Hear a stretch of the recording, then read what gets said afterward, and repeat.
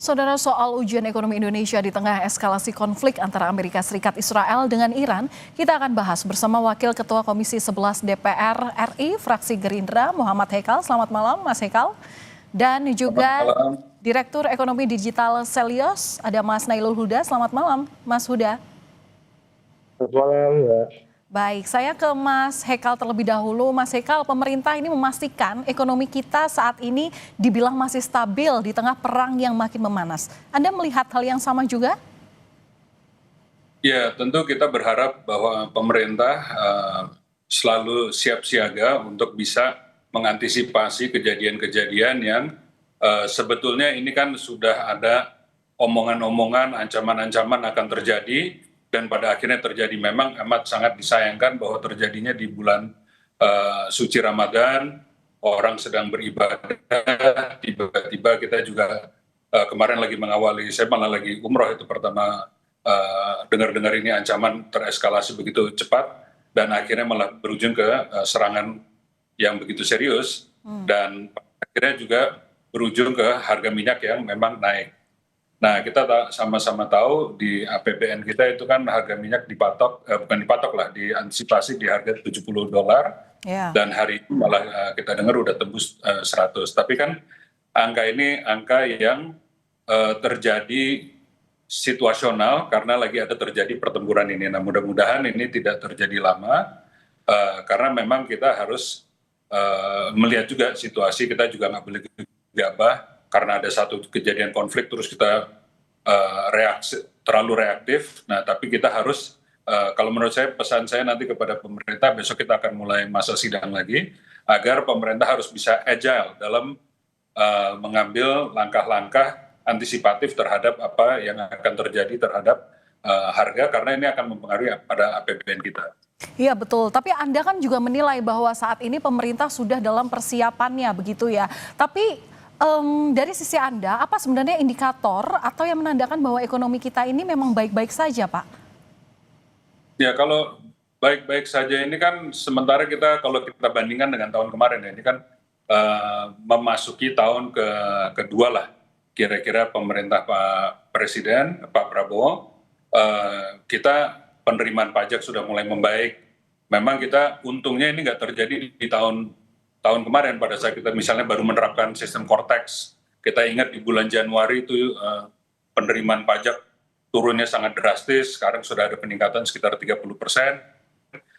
Kita punya angka-angka fundamental sebenarnya cukup baik, kita punya PMI-nya juga masih positif. Indikator-indikator sebetulnya kalau nggak ada kejadian ini kita lagi agak cukup bersemangat. Ada beberapa hal yang kita lihat memang kita dengar lah ada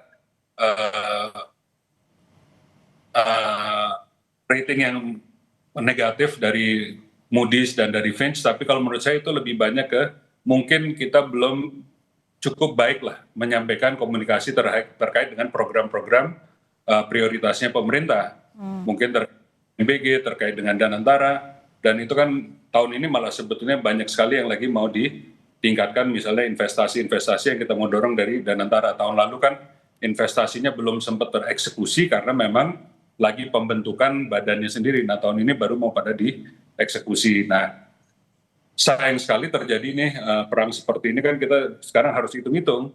Eksekusi investasi ini kan tentunya akan menggunakan uang dolar yang cukup signifikan. Pastinya akan ada pembelian dolar di bulan-bulan ke depan untuk kita memulai investasi fisik kita. Nah, ini kan sekarang kejadian bersamaan dengan harga minyak lagi naik. Nah, itu kan tentu harus kalibrasi kebutuhan dolar kita seperti apa.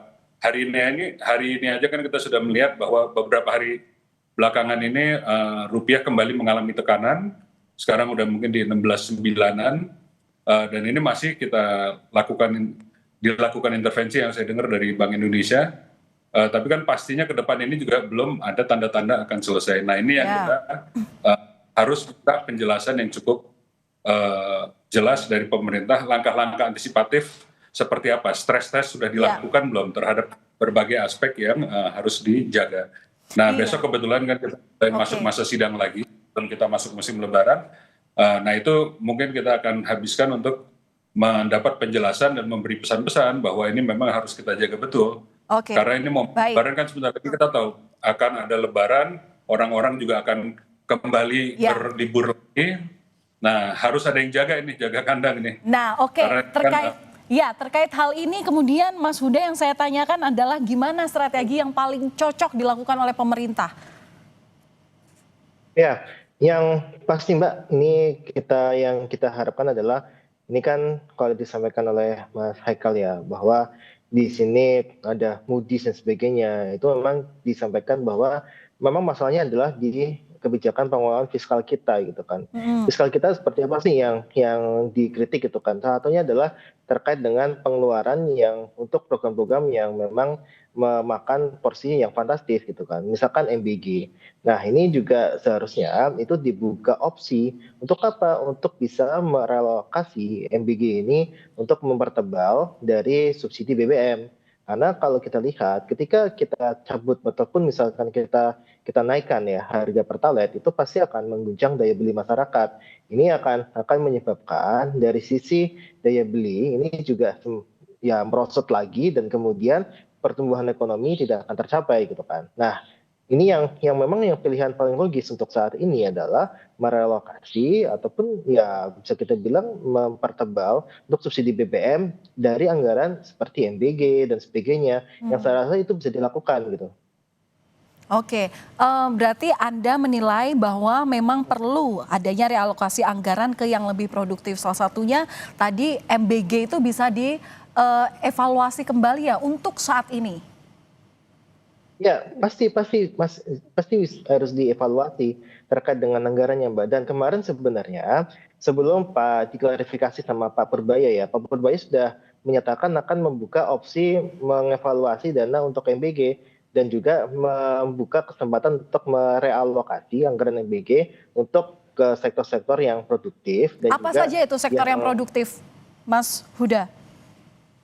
ya, misalkan kita bicara terkait dengan belanja modal ataupun kalau kita lihat sebenarnya untuk kondisi saat ini juga bisa dilakukan untuk merelokasi anggaran MBG untuk dia mempertebal subsidi BBM karena Oke, sudah subsidi pasti nih BBM. subsidi BBM pasti akan membengkak, Mbak. Nah, ini harus bisa diantisipasi gitu kan. Jangan sampai ini pemerintah menaikkan harga Pertalite yang pastinya akan kontraproduktif dengan apa yang diinginkan oleh pemerintah yaitu tumbuh lebih cepat gitu ya, tumbuh di angka 6% ataupun 8% seperti yang disampaikan oleh Pak Prabowo gitu.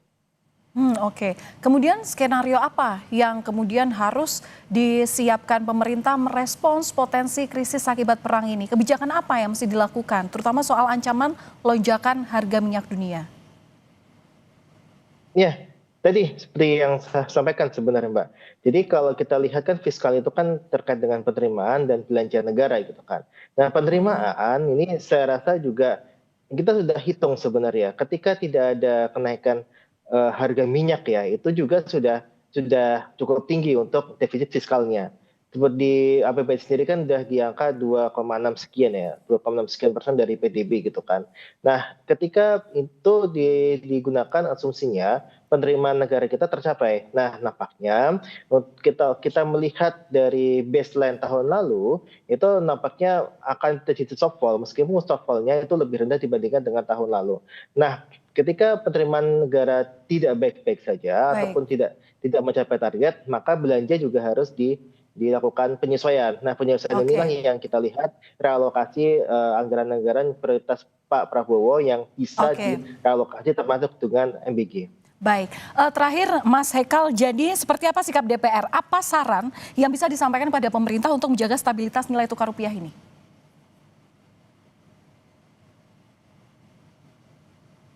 Halo, Mas Hekal, masih bisa mendengar suara saya?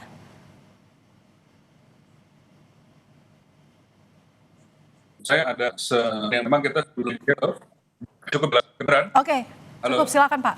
halo.